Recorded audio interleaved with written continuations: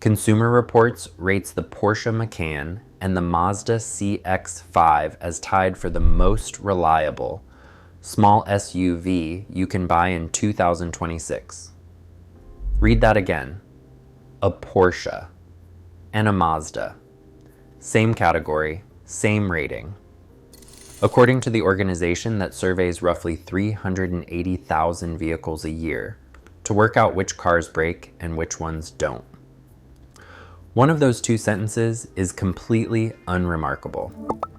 Mazda has been quietly building some of the most dependable vehicles on the road for a decade now. Nobody's surprised. The other sentence, the one about the Porsche, is the kind of thing that makes people stop scrolling. Because Porsche is a brand people associate with a lot of things, and cheap to own has never been one of them. So here's the question this video is actually about. If those two vehicles are equally reliable, if the data genuinely says they will break down about as often as each other, then are they equally good to own? And the answer is no, not remotely, not even close. Because reliability tells you one thing only: what a vehicle will cost you in repairs. It says nothing about the much larger number sitting quietly underneath every vehicle purchase you will ever make. The number nobody puts on the window sticker. The number that costs the average owner more than fuel, insurance, and maintenance combined. Depreciation.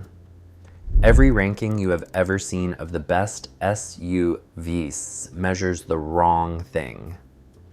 They measure how good a vehicle is. Almost none of them measure how much of your money you get back. So we did that instead. We took the SUVs Consumer Reports actually recommends, and we ranked them by one number: how much of their value they hold on to after 5 years, using iSeeCars data pulled from the same source for every single model on this list. And the order changes completely. 2 of the 7 cars on this list retain more of their money than almost anything else sold in America. One of them is a vehicle a lot of you have already dismissed as too expensive to consider. And by the end of this video, I think you're going to see why that assumption costs people real money. Let's start at number 7, with the Porsche. Before we count down, I want to be precise about what we're measuring, because this is where most videos on this topic get sloppy and where the comments section will absolutely catch you. Reliability and resale value are two different questions. They are related, but they are not the same question, and they do not always give the same answer. Reliability is measured by owner surveys. Consumer Reports collects detailed problem and repair histories from its members, weights those problems by how severe they are, and produces a prediction of how likely a given model is to give you trouble. That's a genuinely useful thing to know. Their most recent analysis draws on real-world repair data covering roughly 380,000 vehicles. Resale value is measured completely differently. It's transaction data.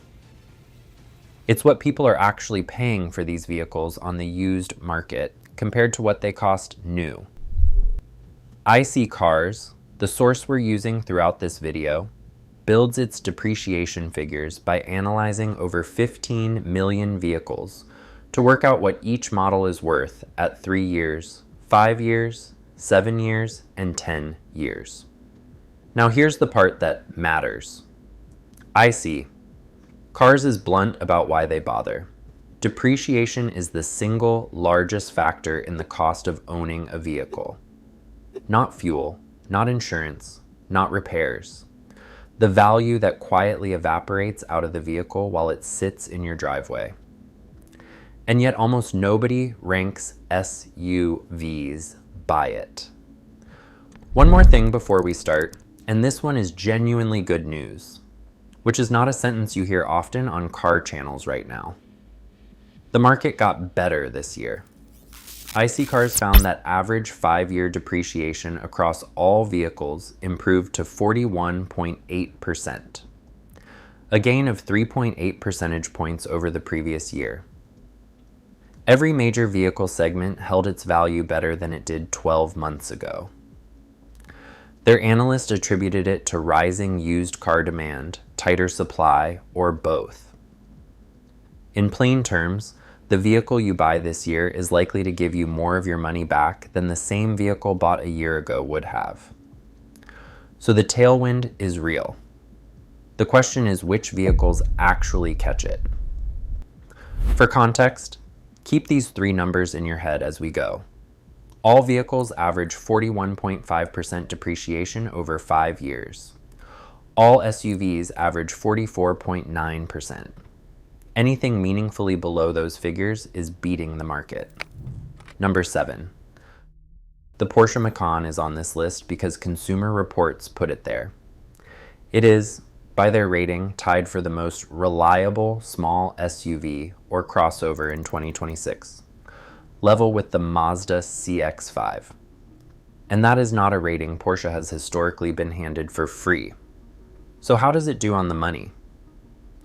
Over 5 years, the Macan depreciates 40.1%, leaving a resale value of $39,154. Set that against its own category, luxury compact SUVs, which loses 48.8% over the same period. The Macan beats its class by nearly 9 percentage points. It also beats the all-SUV average of 44.9%. A Porsche SUV holding its value better than the average SUV. That's the finding. And it's not a fluke of one data set. iSeeCars' own analyst noted that the two Porsches on their retained value study were among the only luxury models to crack the top 25 for value retention at all. But here's why the Macan is sitting at number 7 and not number 1. And this is the most interesting thing in the entire video. Look at what happens at the 3-year mark. After 3 years, the Macan has depreciated just 13.7%, with a resale value of $56,423. 13.7%. That is an extraordinary number. It is better than almost every mainstream SUV on the market at the same age, and then between year 3 and year 5, it falls off a cliff. 13.7% becomes 40.1%. The Macan loses more value in years 4 and 5 than it lost in the entire first 3 years combined. So what does that actually mean for you? It means the Macan is a brilliant 3-year vehicle and a mediocre 5-year one.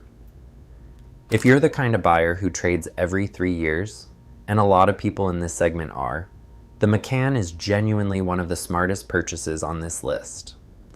If you're the kind of buyer who keeps a vehicle until the warranty is a distant memory, it's the weakest entry here. That's not a contradiction in the data. That's the data telling you something specific about who this vehicle is for. And that's the lesson underneath this entire countdown. Does it hold its value is not a yes or no question. It's a question about when. The Macan takes number 7. Reliable, genuinely respectable against its own class, and completely dependent on how long you plan to keep it. Number 6 is the vehicle Consumer Reports ties it with, and the comparison is not flattering in the direction you'd expect. Same reliability rating as the Porsche, roughly a third of the price. And on the resale numbers, it wins, but by less than almost anyone would guess. The Mazda CX-5 depreciates 37.9% over 5 years, with a resale value of $18,626. That beats the Macan's 40.1%, which is the result most people would predict. Mainstream beats luxury. Textbook. Except, look how narrow the margin is. 2.2 percentage points. A Mazda compact SUV and a Porsche are separated by 2 points on the metric that supposedly punishes luxury brands hardest. That gap should be enormous. It isn't. And there's a second problem for the CX-5, which is that it barely beats its own segment. Compact SUVs average 39.9% depreciation over 5 years. The CX-5 comes in at 37.9, 2 points better than average. That's fine.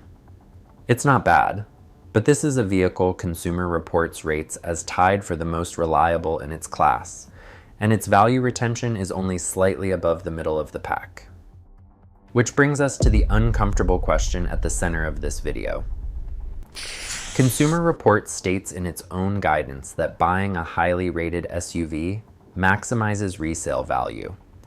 And you can see why they'd say it. The logic is intuitive. Reliable vehicles should be more desirable used. Desirable used vehicles should hold their value. But that's not what the CX-5 shows.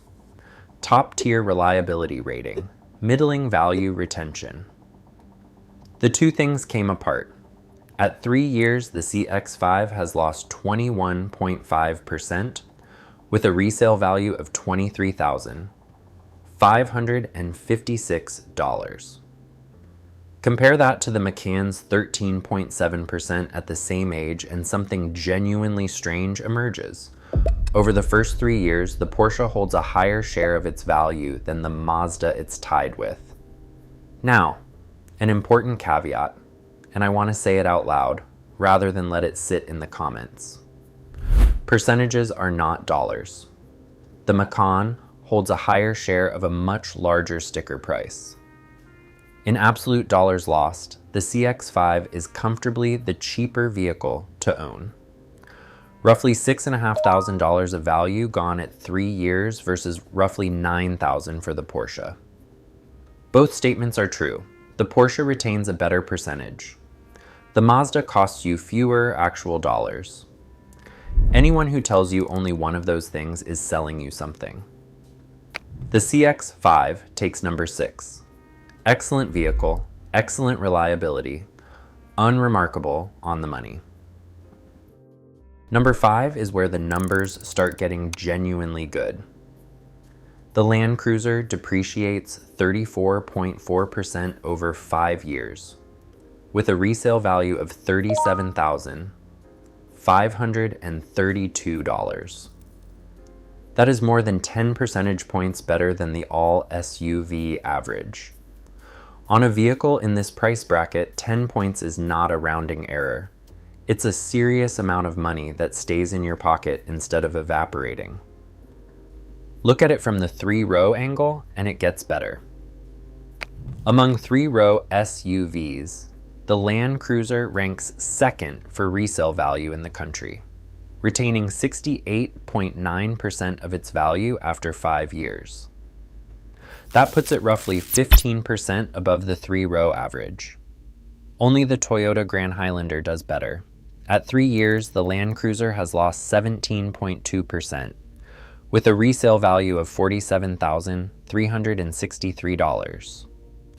So why does a large, thirsty, body-on-frame SUV hold value like this when large SUVs as a category are usually a bloodbath? Consumer Reports ranked the Chevrolet Suburban, the Ford Expedition, and even Toyota's own Sequoia poorly for reliability. This segment is not generally kind to owners. The answer is longevity, and it's measurable. iSeeCars puts the Land Cruiser's average lifespan at roughly 206,000 miles, about 15 years of typical use. That number is the entire explanation. A used car buyer looking at a 6-year-old Land Cruiser isn't looking at a vehicle nearing the end of its life. They're looking at one that's maybe 40% through it. So they pay accordingly. Resale value isn't sentiment. It's the used market pricing in how much life is left. This is the thing the reliability-only rankings genuinely miss. Reliability asks whether it will break this year. Longevity asks how many years it has. The second question is what the used market actually pays for. One honest note on this entry. The Land Cruiser is not the cheapest vehicle on this list to own in raw dollars. Nowhere near it. 17.2% of a Land Cruiser is a much bigger check than 21.5% of a CX-5.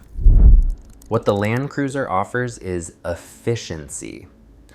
If you were going to spend this much on a vehicle regardless, this is one of the few in its class where a large share of that money comes back to you. That's a narrower recommendation than everyone should buy one, but it's an honest one. The Land Cruiser takes number 5. Number 4 is the entry that quietly demolishes one of the most repeated pieces of advice in car buying. There's a rule of thumb you've heard 100 times. Luxury vehicles depreciate harder than mainstream ones. Buy the Toyota, not the Lexus. Never buy a luxury car new. The Lexus RX 350 depreciates 33% over 5 years, with a resale value of $33,856. Now here's the number that matters. Its own category, luxury midsize SUVs, loses 50.2% over the same period. The RX beats its own class by more than 17 percentage points. 17. That's not an edge. That's a different vehicle behaving according to different rules than everything parked next to it. The RX also beats the all-SUV average by nearly 12 points and the all-vehicle average by more than 8. So the rule of thumb isn't wrong exactly. Luxury midsize SUVs really do lose half their value in 5 years, on average. The rule is just useless because the average conceals a spread this wide. Inside that 50.2% category average cite vehicles losing well over half their value, and the RX losing a third, which tells you the badge isn't doing the work. Something else is, compare it to the BMW X5, which also appears on Consumer Reports' reliable list for 2026. The X5 depreciates 53.1% over 5 years, with a resale value of $31,676, worse than its own category average of 50.2. 2 luxury midsize SUVs, both recommended by Consumer Reports for reliability. One loses a third of its value, the other loses more than half. That's the 20-point gap this entire video is built on, and it exists between 2 vehicles the reliability data treats as equals. Reliability got them both onto the recommended list. It did not determine what happened to the money afterward. If you take one practical thing from this video, make it this. Is it reliable, and will it hold its value? Are 2 separate searches, and you need to run both before you sign anything. The first one is easy to find. The second one almost nobody bothers with, which is exactly why the gap stays this wide. The RX 350 takes number 4. The top 3 are all vehicles that don't just beat their category, they beat almost everything sold in America. The Honda CR-V depreciates 28.9% over 5 years, with a resale value of $21,993. Set that against a compact SUV category losing 39.9%, and the CR-V beats its own class by 11 percentage points. Against the all-vehicle average of 41.5%, it's nearly 13 points better. Put differently, a 5-year-old CR-V has kept more than 70% of what it cost new. iSeeCars places it 3rd among compact SUVs for 5-year resale at 71.1% retained, and on their broader quality scoring, which blends reliability, value retention, and safety. The CR-V ranks first out of 66 crossover SUVs and first out of 19 small SUVs. First, not top 10. First. Now compare it directly to the Mazda CX-5 back at number 6, because these two are cross-shopped constantly. On 5-year depreciation, iSeeCars has the CR-V losing 34.5% against the CX-5's 42.4% in a head-to-head comparison. The CR-V retaining nearly 8 percentage points more. You'll notice those figures don't match the individual model pages I quoted earlier.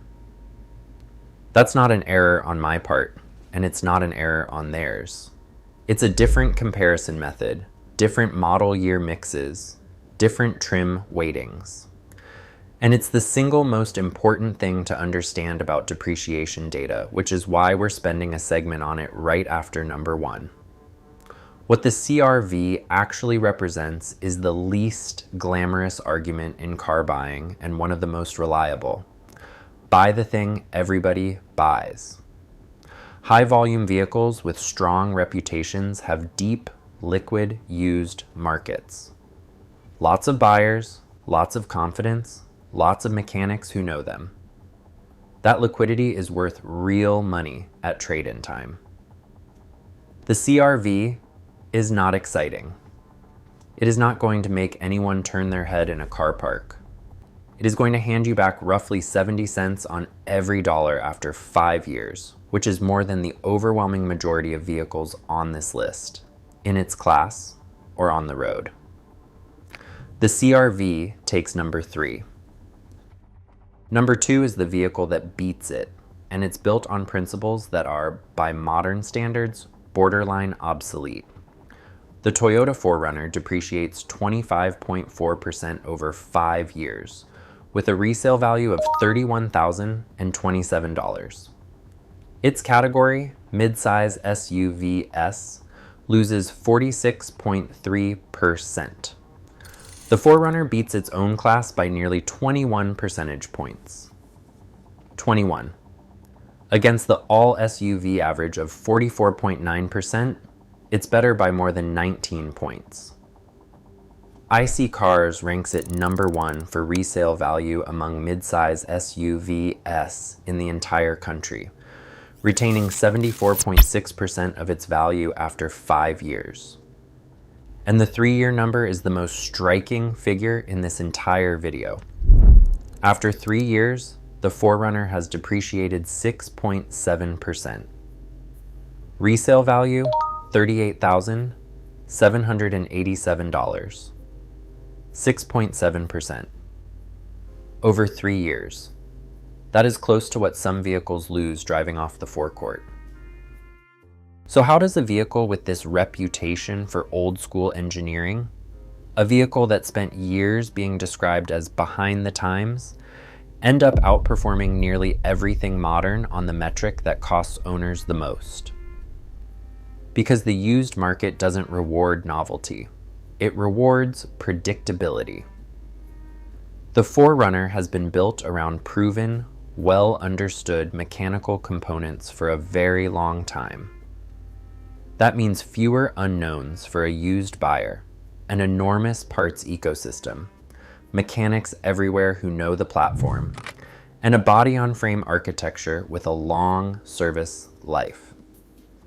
Every one of those things reduces the risk a used buyer is taking. Lower risk means they'll pay more. There's a broader point here about how quickly the industry has moved. Every manufacturer is racing toward more screens, more integrated electronics, more complexity. Some of that is genuinely better.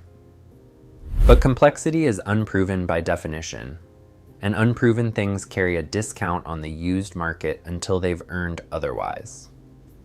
The 4Runner has been earning otherwise for decades. One caveat, because it's a real one. The 4Runner and Land Cruiser now share a platform and hybrid powertrains. These figures largely reflect the outgoing generation's track record. The new architecture will have to earn its own reputation, and that will take years of data nobody has yet. If you're buying the newest generation, you are buying on the old car's reputation, not the new car's proof. Also worth noting, iSeeCars puts the hybrid 4Runner at 28.6% over 5 years, a few points worse than the non-hybrid's 25.4%, which is a useful reminder that the hybrid always holds value better is not a law of nature either. The Toyota 4Runner takes number 2, and number 1 is a vehicle so obvious that you've probably already guessed it, which is precisely the point. The Toyota RAV4 depreciates 25% over 5 years, with a resale value of $22,360. Its category loses 39.9%. The all-vehicle average is 41.5. The RAV4 comes in at 25. iSeeCars ranks it the best resale value, small and compact SUV in America, retaining 75% of its value after 5 years. 75 cents on the dollar, after half a decade. At 3 years, the RAV4 has lost 12.4%, with a resale value of $27,958. And the hybrid version does something close to absurd. 4.8% depreciation at 3 years, with a resale value of $31,275. Not 5% a year. Under 5% total across 3 years. Now let me address the obvious objection, because it's a fair one. The RAV4 is the most predictable answer possible. It is the best-selling non-pickup in the country. Every list like this one puts it near the top. There's nothing here you couldn't have guessed before pressing play, and that's exactly why it wins. The RAV4 doesn't hold its value in spite of being everywhere. It holds its value because it's everywhere. Enormous production volume means an enormous used market. Enormous used market means deep liquidity, easy financing, easy insurance, universal parts availability, and a mechanic in every town who has worked on dozens. A used buyer looking at a RAV4 is taking on almost no unknowns, so they pay close to what it's worth. Popularity on the used market is not a discount. It's a premium. There's a real lesson in that for how you buy. The vehicle that impresses your neighbors and the vehicle that gives you your money back are frequently not the same vehicle. Every single entry in this top 3 is a car nobody has ever described as exciting. That is not a coincidence, it's the finding. Here's what the top 3 actually cost you.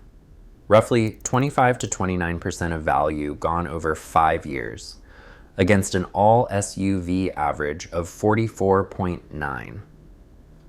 On a $35,000 vehicle, that difference is somewhere in the region of $6,000 to $7,000 that stays yours instead of vanishing.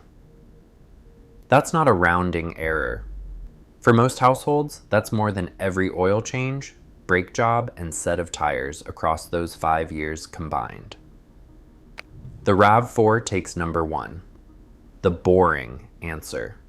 The right one. But before you go, there's something about all of these numbers you need to know, and it's the reason I'd ask you to be skeptical of every video on this subject, including this one. I want to show you something that should bother you. Here is the BMW X5's 3-year depreciation, according to 4 different published figures. iSeeCars' current model page says 28.4%. A SlashGear article citing iSeeCars last November said 36.3%. A Copilot analysis citing iSeeCars said 40.3%. And CarEdge says 54.6%. Same vehicle, same time frame. 3 of those 4 claim the same underlying source. And the spread between the highest and lowest is over 26 percentage points. On a vehicle in the X5's price range, 26 percentage points is somewhere north of $17,000 of disagreement about what your car is worth. So which one is right? Probably all of them, within their own methodology, and that's the actual problem. These figures move depending on decisions that never make it into the headline. Which model years were sampled? Whether the baseline is manufacturer's list price or the transaction price people actually paid, which can differ by thousands. Whether historical prices were adjusted for inflation into current dollars, iSeeCars explicitly does this, using Bureau of Labor Statistics data. Which trims dominated the sample? Because a loaded example and a base example depreciate very differently. And when the data was pulled in a used market that has moved substantially in the last 24 months. Change any one of those and the number changes. Change 3 and you get a different answer entirely. This is why every figure in this video came from one source, at one time frame, pulled on the same day. Not because iSeeCars is definitively correct, I can't prove that, and neither can anyone else. But because the comparison between models only means something if the method behind each number is identical. So here's the practical rule, and it's worth more than any individual figure in this video. Compare models inside a single source. Never compare a number from one site against a number from another and treat the gap as real. If you see a video or an article citing iSeeCars for one vehicle and CarEdge for the next, that comparison is worthless, and you now know enough to spot it. Use these figures as a ranking, not as a valuation. The ordering of this list is solid.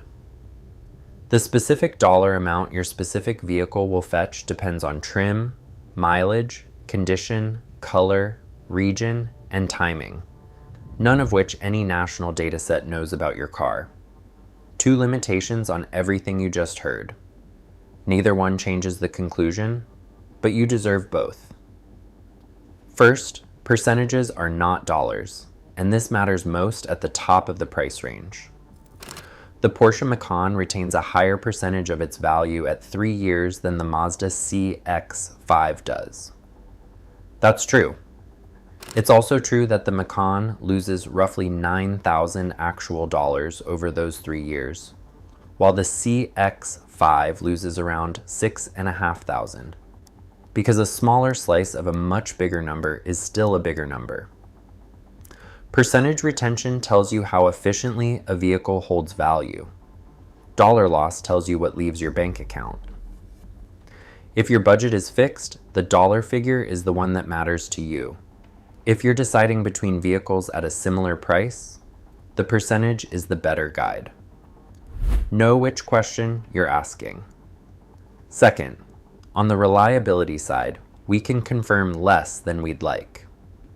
Consumer Reports' detailed numeric reliability scores sit behind their membership paywall. What we can confirm is which models CR recommends and which categories they lead. That's published and quotable. What we cannot independently verify is the precise score behind each rating. So treat the reliability claims in this video as reported. Consumer Reports recommends these vehicles, and we've said so accurately. Treat the depreciation figures as confirmed. Every one came from a named source at a stated time frame, and you can check every single one yourself. Where we're certain, we've told you. Where we're relying on someone else's paywalled work, we've told you that too. That's the deal on this channel, and it isn't going to change. So what actually holds up here? Reliability gets a vehicle onto the list. It doesn't determine what happens to your money afterward. Consumer Reports recommends the RX 350 and the X5 alike, and one of them loses a third of its value while the other loses more than half. Same endorsement, 20-point difference in outcome. The vehicles that clear both bars, genuinely reliable and genuinely good at handing your money back, are a much shorter list than either ranking suggests on its own.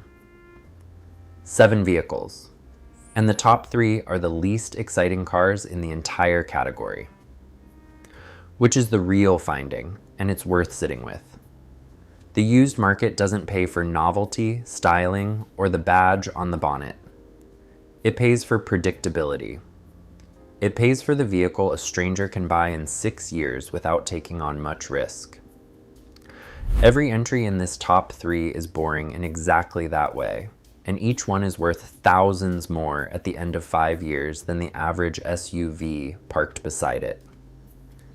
And it's a better year than usual to be paying attention. Average 5-year depreciation improved by nearly 4 percentage points this year, with every major segment retaining more value than it did 12 months ago. The tailwind is genuinely there. The vehicles on this list are the ones positioned to catch it. If you take one habit away from this video, make it this. Before you sign anything, run the second search. Everybody checks reliability. Almost nobody checks retained value. The gap between those two habits is worth more than any option package you'll ever be sold. Every figure in this video is checkable. Go check them.